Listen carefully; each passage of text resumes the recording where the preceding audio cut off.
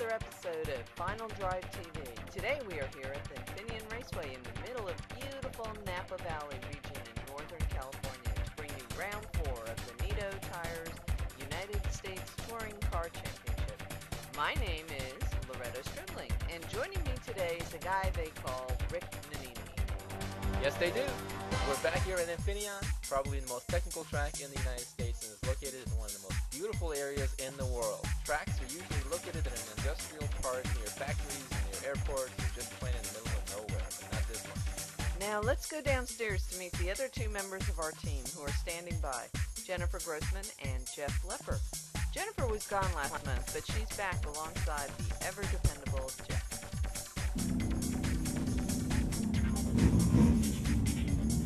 Jeff, we have to stop meeting like this. We're back here at Infineon Raceway. It is beautiful today. Not too hot, nice breeze. You're actually out of the office, out of your comfort zone. A lot of interesting things been happening on the track. So what have you been up to? Actually, I missed you from last race. So what happened? Rockstar taking the time off, come on. I had to do this all by myself. It's like missing my left arm, Hey, I got it back now, though, so we're racing. Well, I'm glad you missed me, but... Hey, well, I don't know. I think maybe you had the better job. This is nice outside. This is awesome. We're going to have to see how this plays out because last time we were here, it was the heat. Now round number 4 at Infineon. I don't think heat's going to be a factor this weekend. Interesting. So I understand that there was some things that happened. We had some incidences on the track. Some positioning got changed around. What's the current standing? Well, right now we had provisional pole sitter Andrie Hartanto, brand new guy coming out, first race here. He's got a brand new Acura TSX. It's a good brand new car in the series. It's all right, new manufacturer. We're excited about that. Comes out, sets top time, provisional pole, blows the motor 1 lap from the end of the session. So they took the car back to the shop, going to put another motor in it, come back again to make the race for tomorrow. So it's going to be, we'll see if that crew can get that car ready.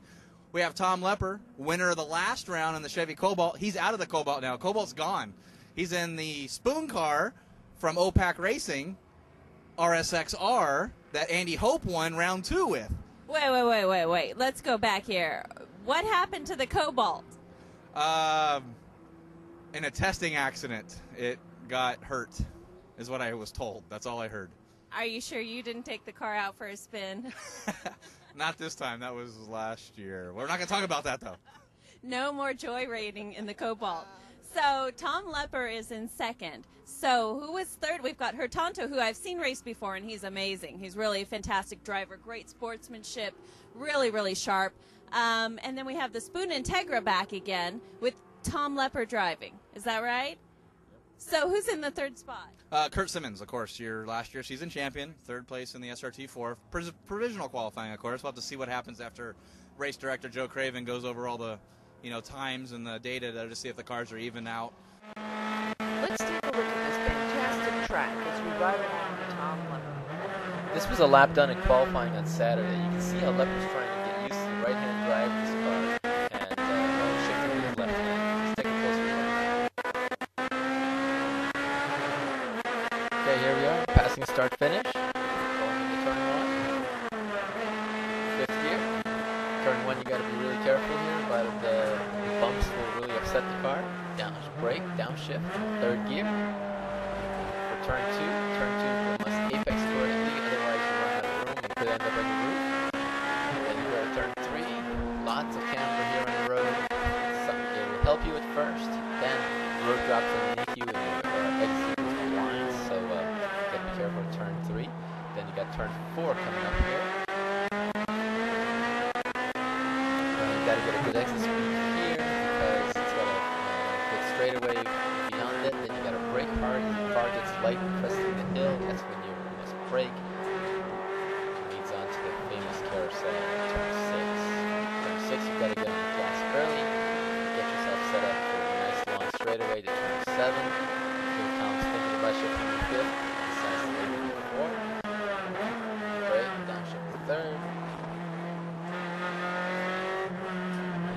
This, turn 7, get to the famous S. This is the area stuff right here where you got to take it as fast as possible if you want to get it out. But if you make a mistake, it'll cost you.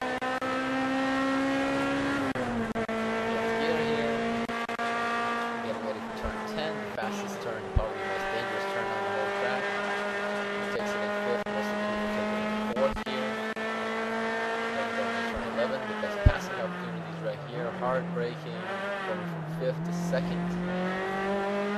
Apex well here, getting the gas early. Third gear. Go to fourth gear, don't miss it. Just miss the shift, and there you have one lap. Keep really busy. That was a great lap. Leper will get faster every session as he gets more used to that car. Well, Jennifer is telling me that she's standing by with a special guest. Take it away, Jennifer.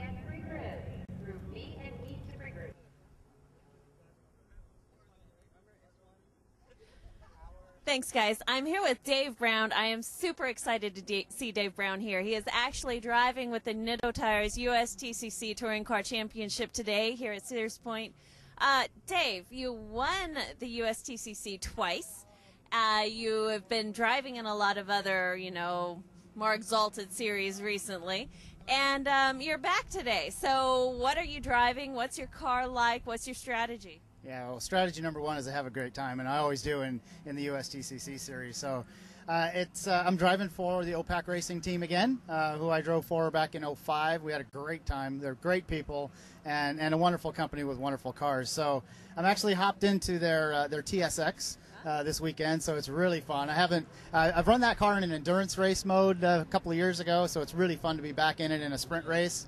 The Nitto tires on it, my first day on those today, and they're great. I love them. Really fast, really stable, consistent. So this race will be my first race with them, so that's a little bit longer stint, so we'll see how they go on the long stint, but so far nothing but impressed. And what's bothering me is it appears that all these guys kind of learned a few things while I was gone, because they're going kind of fast. So it's wonderful to see the series as competitive as it is. And a lot of the guys I've raced with for years, and every year they continue to step it up. And so I find myself qualified in 5th, which is an okay place for me to be. We're making the car a little better, and we hope to be a little more competitive with Curt and some of the front runners as the race goes on. So what's your plan to get up there? Well, actually, I think we've made the car a little better after our qualifying run. We've made a few adjustments. I'm still learning those Nitto tires, so we made a few tire pressure adjustments. So I know the car will be better. I think they're still really, really fast up front. So my strategy is to get a great start, stay with them, hunt them, pressure them, and as the race goes on, I'm hoping they're going to kind of come to me. And we, I always strive for a consistent car, as does OPAC Racing. And I think we'll be just as quick near the end of the race as we are in the beginning. So, I'm thinking it's going to be an exciting race. Everybody seems to be so close in performance, so we'll see how it pan out.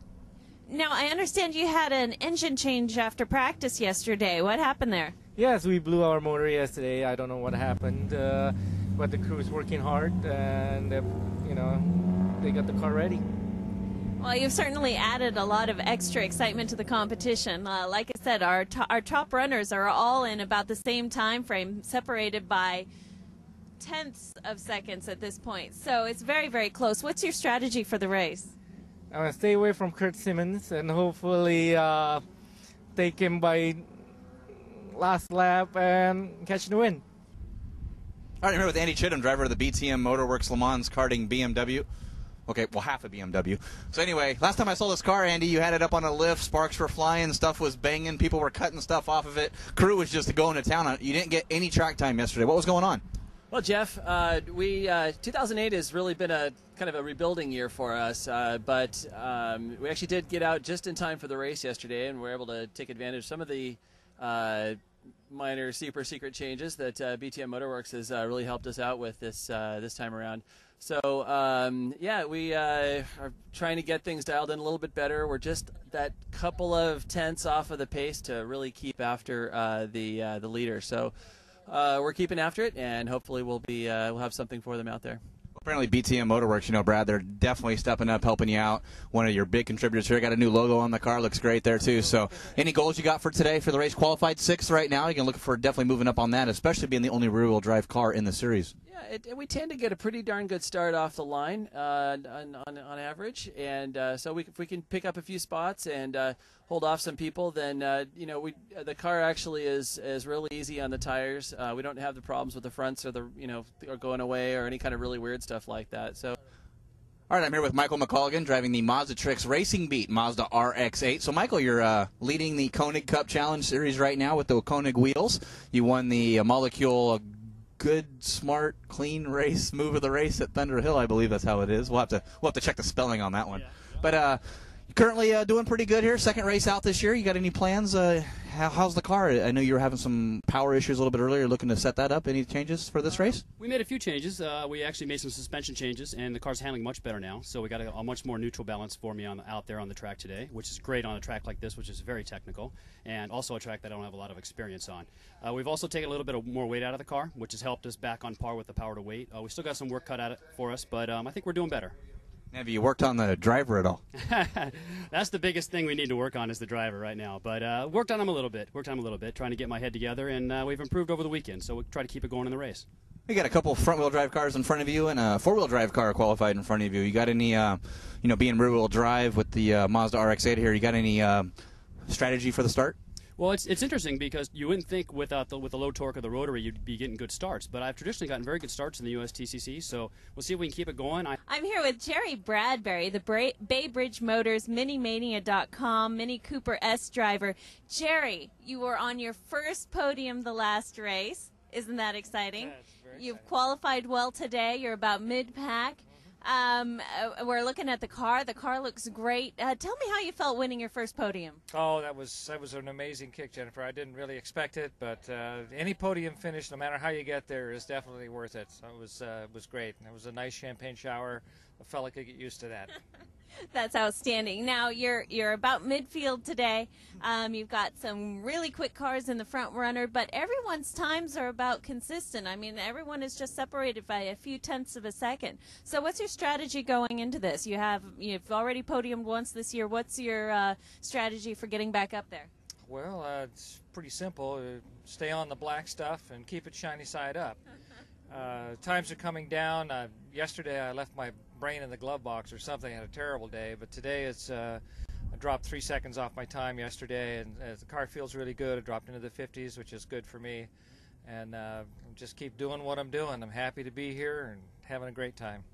From the driver of the GoGoGear.com Acura Integra. She is Rich Woo's partner. Becky, you just got done qualifying. You're also the only woman driver at the USTCC this year. How are you feeling after qualifying going into the race? Very good. Beautiful track. Infineon is a great place to drive, and the car feels great, so I'm really excited about the race. Fantastic. How's the car feeling? I know that Rich had some axle problems a couple races back. How is it set up right now? It's actually working really well right now. He's underneath the car. You can't quite see him, but the car's jacked. He's under it, and he's putting some ducks on. So we're hoping that maybe that'll help cool things down, and we're not going to overheat those axles this race. So we'll see.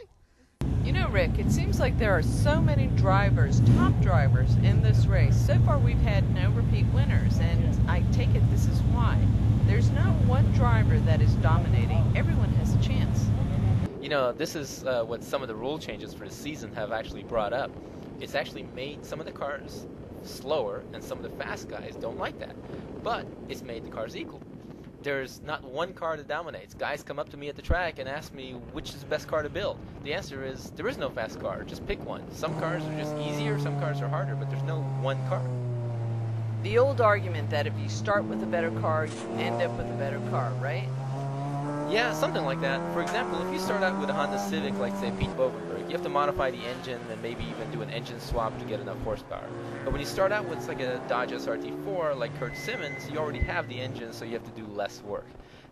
This is really the only difference. Some cars are easier to build, but on the other hand, it may cost you more to build a BMW than a Honda, simply because the car is more expensive and the parts are more expensive.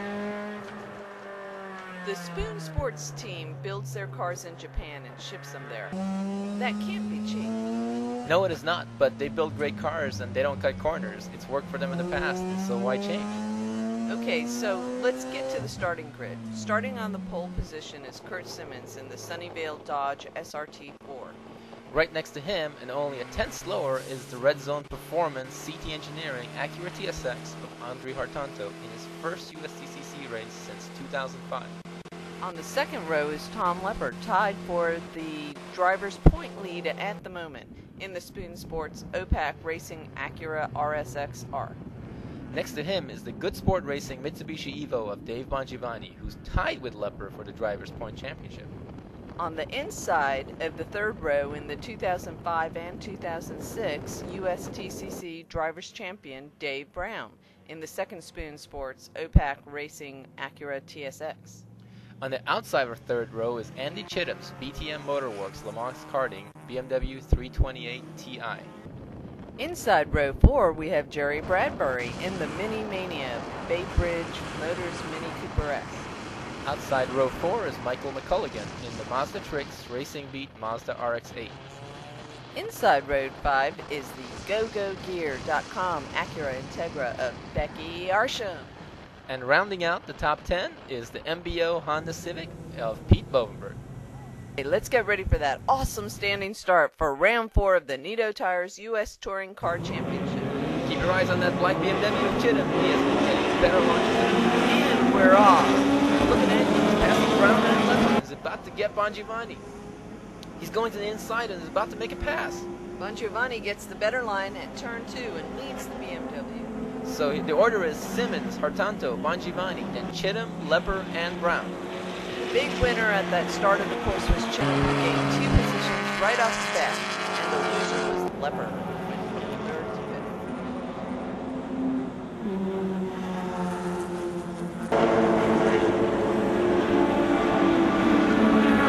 5th. Okay, let's take a closer look at the start. First on board, the Sunnyvale Dodge SRT-4 of Simmons. Simmons didn't get a great start, but it was enough to maintain the lead. It's difficult to make sure that you're in the right position at the right time. He didn't let anyone get him by turn 2, held the lead, and now has clear sailing. All he has to do is not make a mistake.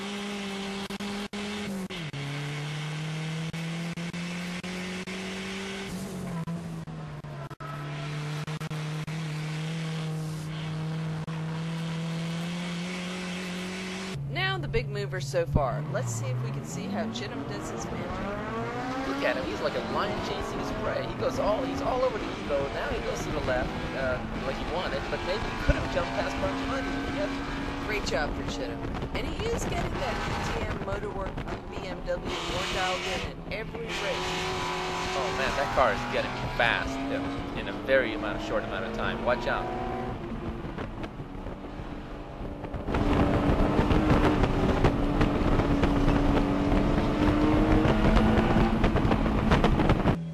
We are inside the Mitsubishi of Dave Bongiovanni. He gets a good start as well. Was close to getting past the Dodge Simmons. Great job to start, to stay with it and not give up. These opening stages are critical. You just can't back down out of these, otherwise you lose a ton of time.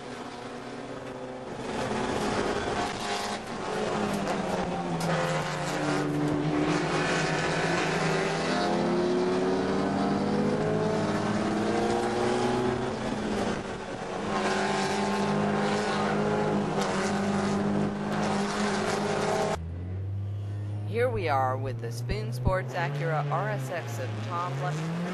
Yeah, Lepper was lost a few positions at the start there. He started with a slight delay at the start. He just had a little slow reaction time to start. Then he was in the wrong position, and look, in several seconds, 2 cars had already gone by him. That's how quickly you can go top to bottom.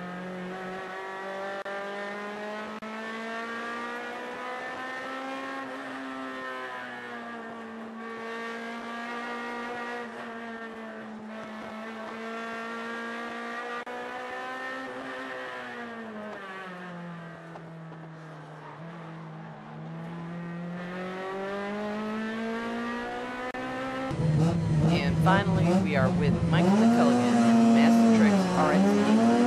Yeah, Michael, this RX-8 is a joy to listen to. That 9,000 RPM rotary sounds wicked.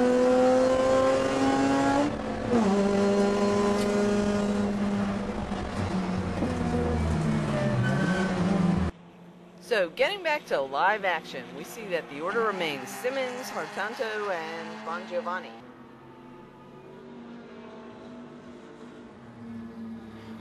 And Bongiovanni goes wide at the exit of 8, but great job. That's a dangerous place to go off. Usually results in a major crash.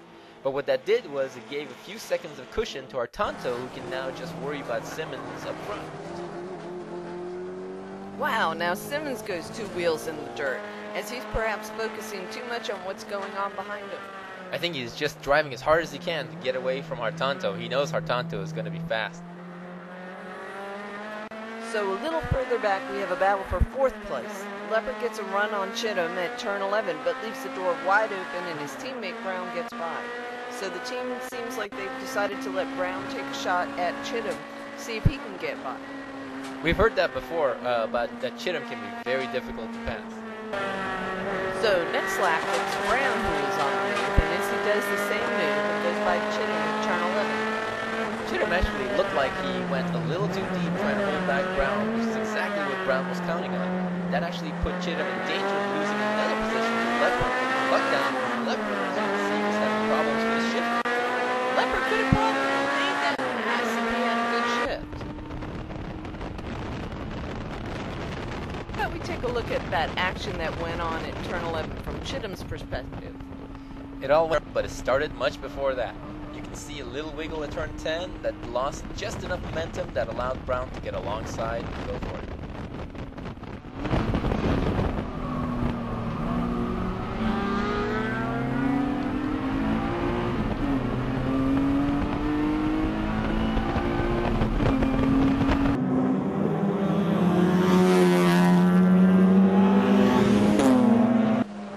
So here we are back inside Bongiovanni's Evo as he's chasing down Simmons and Hartanto. And Hartanto makes a mistake in the TSX, almost goes in the dirt. That allows Bongiovanni to try to make a pass. Here he goes.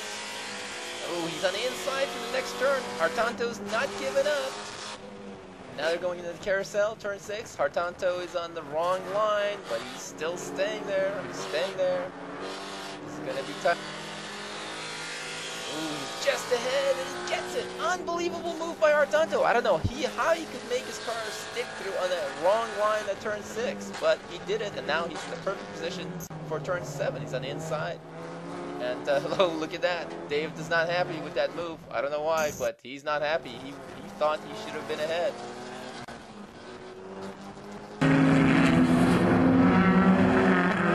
Behind them, Chittum and Leopard are still at it. Leopard is trying everything to get by, but just can't seem to find the right place. These two have been at it for so long that they are so close that one needs to make a mistake to get by. And so far, neither one has made a mistake, so they just keep going at it until someone finally does. I just love watching these two guys race. They are so evenly matched, and their cars are yet so opposite. It's just a joy to watch them go, and you just never know what the outcome's going to be. They're great racers in great cars. And here comes Leopard again, trying to get by at turn 6. Looks like Leopard is a little stronger on the exit. They can put the power down better. But here he is trying to get around on Chittum, but Leopard is getting inside.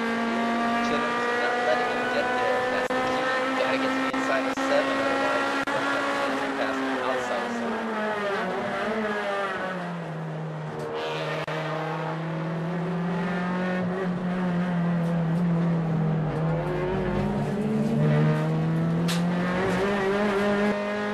But watch, next lap, same place.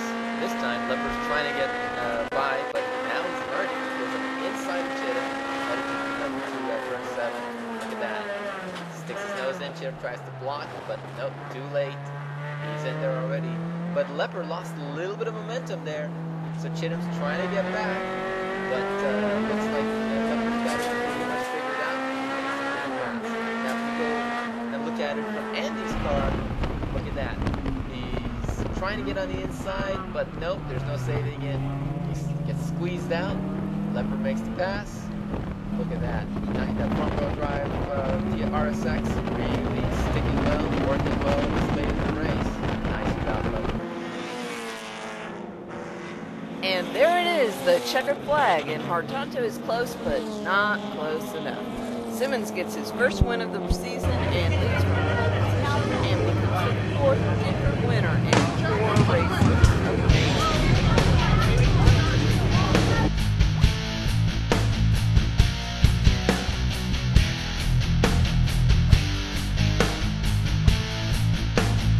And now let's go down to Jennifer, who's standing by with our winner.